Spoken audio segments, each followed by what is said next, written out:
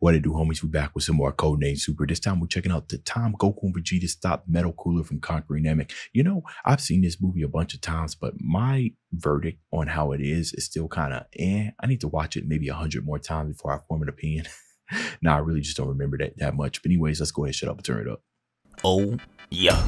Now we really got to talk about Cooler's return. He has me weak. Bro got cooked in the first movie and came back to be a Decepticon with shadow clones, basically Ultron. And the thing about that is, now if you get cooked, you got nobody to blame because it's a whole bunch of yous. You're really just gonna have to take your L's and say GG's and walk off. But shit really starts off with Goku and his crew heading off to Namek. But they look at the screen and see that someone already has their mittens on it. And look at that guy Piccolo. He in this bitch like he about to suit up. I'll suit the fuck up in this bitch!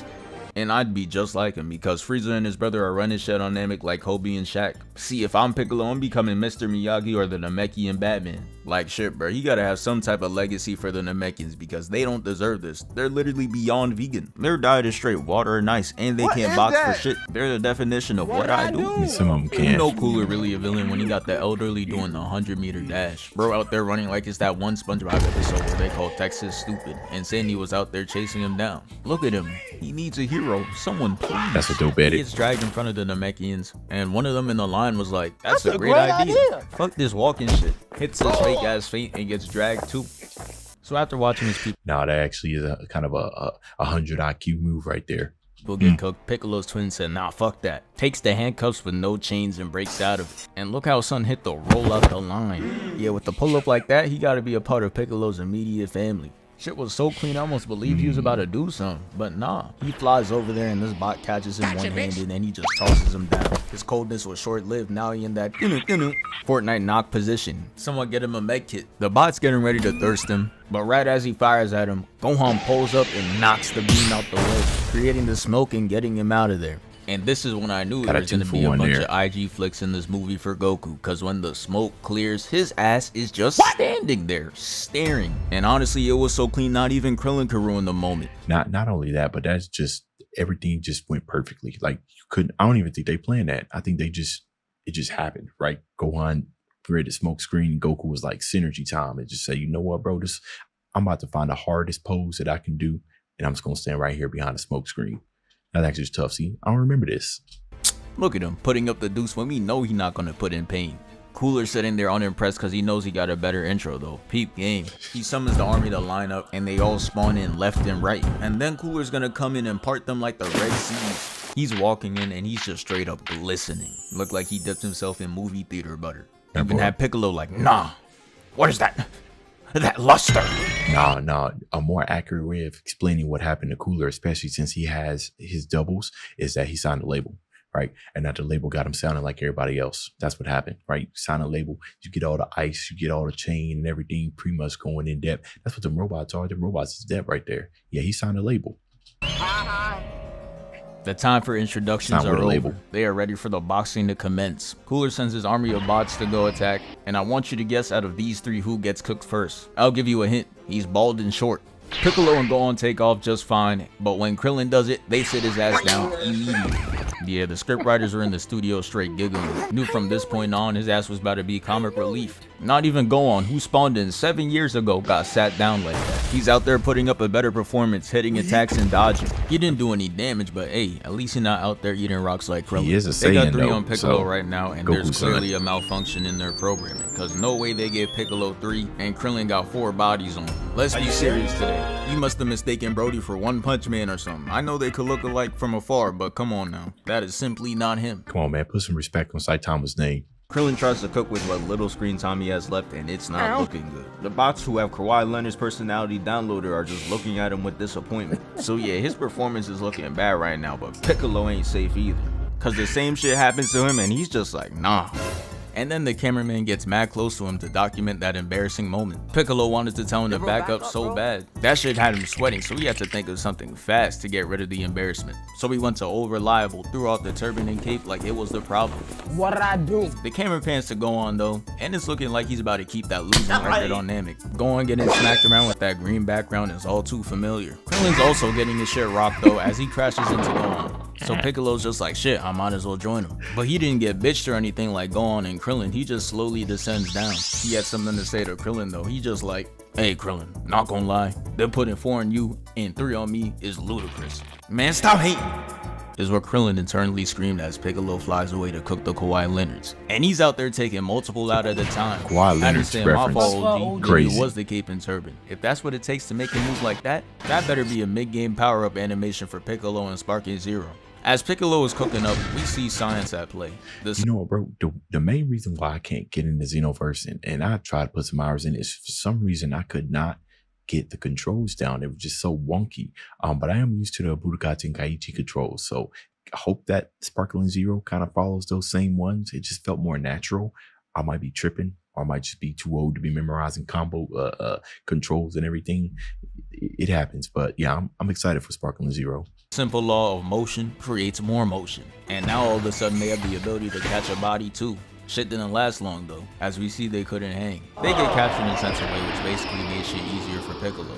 He was out there streaking, got 30 kills without dying, so he unlocked the tactical nuke. And now that Krillin and Gohan are gone, he can unleash it. Treats the whole area like how the Avengers treat New York, and fucking booms the whole area done. Look at the crater this man left. He absolutely made sure he didn't get dropped in this movie, I'll tell you that. But now it's time for the main course. Goku versus Cooler in that shiny rarity. It starts off with Cooler catching Goku's punch.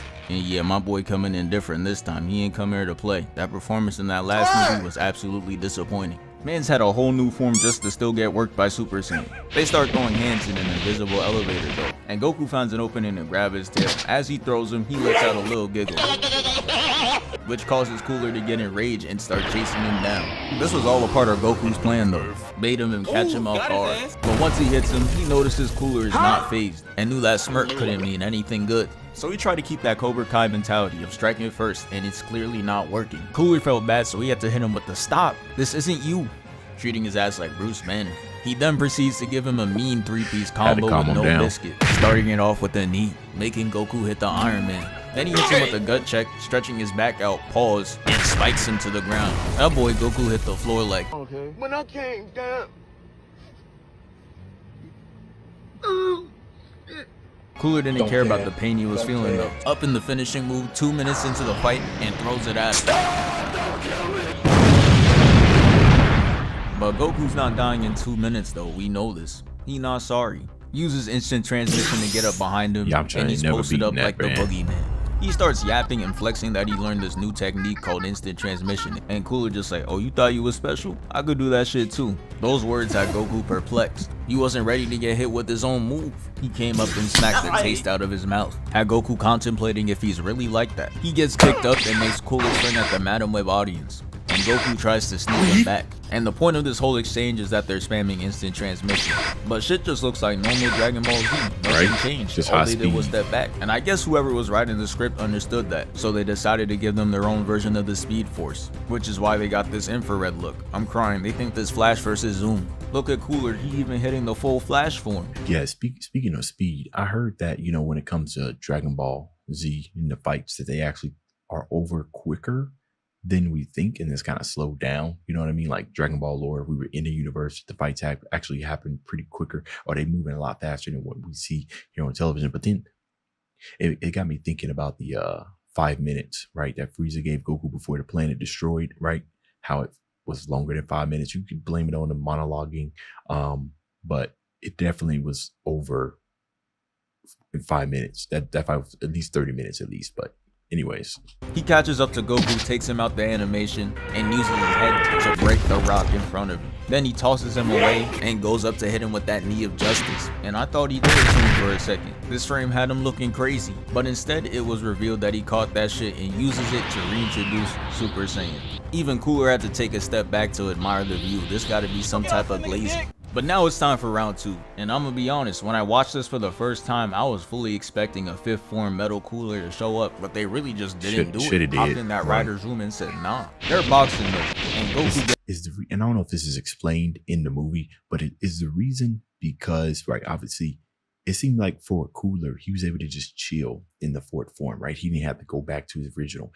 It's kind of like when Goku and Gohan mastered the base Saiyan, right? They were able to kind of stay Super Saiyan without expending a lot of energy. So it makes sense that, you know, in Cooler's reconstruction that he goes back to the fourth form, because that might have been kind of like his base now. But I assume that he's an android or a robot of sorts, which means that this is now his permanent form, and he can't go up to the fifth form. 1, 2, 3. Yeah, he can't go up to the fifth form. So that was my reasoning why, and it makes sense, especially with him being a machine. So.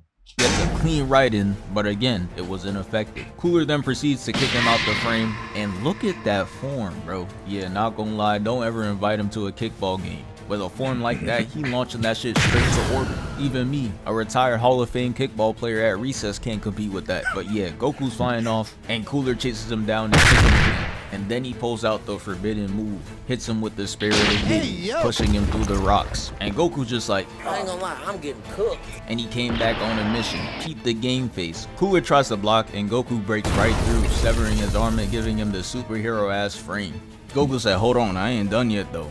I gotta hit this landing too. And rolls right into the fighting stance. There was no time for celebration though, cause Cooler regenerates like a symbiote made out of vibranium, completely rebuilding his arm from scratch. Yeah, bro. I don't want to see a universe where Dr. Zero and Cooler link up, because if they get in that lab together, they'd make the most OP character in history. Might even surpass Boo in what bullshit it could do. The camera pans up and we see bro is just randomly glistening again, and that's another bad sign for Goku. Catches him off guard with the TP and aims right for the stomach. He not only did he regenerate, but all the dust and all the scars, like he got that undented chromium. That's what he got. Can't even scuff it. He started turning into SpongeBob as he flips him over and seasons him, grabbing his leg and tossing him away. Goku hits the smooth recovery though, holding on to that attack stance like it was gonna change the outcome. Yeah, that shit ended up being a slight inconvenience. Delayed Cooler's attack for 1 second, then he's just like, But anywho, and gets the blast. Goku's clean with the blocks though, deflecting everything and getting right up in his grill. Goku did all that for nothing though, and starts to get choked out by Cooler. That boy Goku needed a hero. And thankfully Vegeta decided to get out the house in this movie, because Goku would have been cooked. Came in and kicked the shit out of him. Had his face looking crazy and he got him leaning. But the hatred was at an all-time high for Vegeta here. This cool ass intro was all we're gonna get from him. And you know what, bro? I've made my— How do you explain that? Is it because he didn't have his guard up? Right, that Vegeta was able to, because I don't think Vegeta was stronger than Goku this time. It might have been. A lot of you guys more interested in the lore, but it might have just been that Cooler's guard was down, and that's the reason why he was able to kick him like that, because we've seen him take a Super Saiyan punch straight to the chest and didn't even phase him. So yeah, I'm just gonna chalk it up to Cooler being off guard. Peace with that. Shit was basically over as soon as it's gonna get from him. And you know what, bro? I've made my peace with that. Shit was basically over as soon as it started. Goes Super Saiyan, talks some shit, runs in, and gets bopped. Shit is like clockwork at this point. But you know Vegeta, man, they don't let him go down in one hit. They make him suffer and embarrass himself. He comes back in with all this energy, lands 2 kicks, and gets hit with the WWE takedown, putting him in excruciating pain. And Goku couldn't sit there and watch anymore. As much as he knows Vegeta loves his ones, he just had to save him. Kicks Cooler out the way before he blasts him. And in this frame, you could really see how Cooler's a fiend. Look at him. He's already up and running to sleep Vegeta. The hatred runs deep. Not even Goku back up. He's still recovering from his last save. Cooler enters the instant transmission dimension, and we see he was really trying to give Vegeta that cartoon bump on his head. But Goku's clutch. He gets him out of the animation and has him tackled on the floor. And I'm not gonna hold you, this frame is looking crazy. I'm gonna need a big pause on that one, bruh. And damn, Goku's really a great teammate. I feel like the only way you was gonna be able to find that is if you went frame by frame. I didn't even that. In fact, you were able to point that out. Easy. I'm gonna need a big pause on that one, bruh. And damn, Goku's really a great teammate. Back-to-back saves is kinda tough. If I was Cooler, I'd be angry as hell because I just missed out on 2 kill opportunities. But guess who's the angriest out of all of them? Vegeta, the one that got saved. He just like, hey, fuck both y'all. Had Goku on his 50-cent shit. They both dip out of there because clearly this man got CT'd. And I'm not even mad that Cooler spun the block in 0.2 seconds to kick him. He ends up punching him straight to Goku. And oh nah, look at how vile this frame really is, bruh. Son can't even take a regular L. Like, this is really some next level violation. The writers made sure he can never win a group chat argument ever again. Cooler hits him with the silent finisher though. Sends Diddy miss across and it ends up in a huge explosion. And after that attack, Cooler's just off into this. Diddy miss across and it ends up in a— Did he say, did this man say Diddy missed? Ever again. I didn't hear that. Cooler hits him with the silent finisher though. Sends Diddy miss across and it ends up in a huge explosion. And after that attack, Cooler's just off in the distance walking in slow motion. Bro thinks he's in the edit. Goku turns to Vegeta and looks at him like this, and right then and there is when it was official. His ass is getting jumped. They fly out in full speed with this power of friendship ass attack, and it breaks him into 3 pieces. But of course, the regeneration starts to kick in. And this is where the most unexpected thing in Dragon Ball happened. Vegeta decides to key spam him, and it actually worked. It blew the metal cooler to smithereens. This shit was almost too good to be true. They hit this "finally it's over" ass fall, but little did they know that it wasn't over. Goku, who's on like 2 HP, looks up and sees that there's another metal cooler, alive and well, just up there posing for the gram. They all walk up simultaneously and they just start blinging in the distance. Shit was scary as hell, looking like round 200 in COD Zombies, but instead it's just a bunch of VVS coolers. I'ma be honest, at this point I was full on glazing. I was out my seat, standing and staring at the TV. I thought I was about to witness cinema. Look at how they're sliding down. Had me fully convinced this was gonna be an endgame type fight. Goku and Vegeta hit the double Super Saiyan. And we saw all this theatrical shit for not even one punch to be thrown. It was really just a flash and they ended up in Diddy's dungeon. Like, bro, y'all gotta be trolling. No way y'all just pump fake the whole audience like that. And they didn't make up for it either. Now, I'm not saying I watch Dragon Ball movies for the plot, but damn bro, did y'all even try?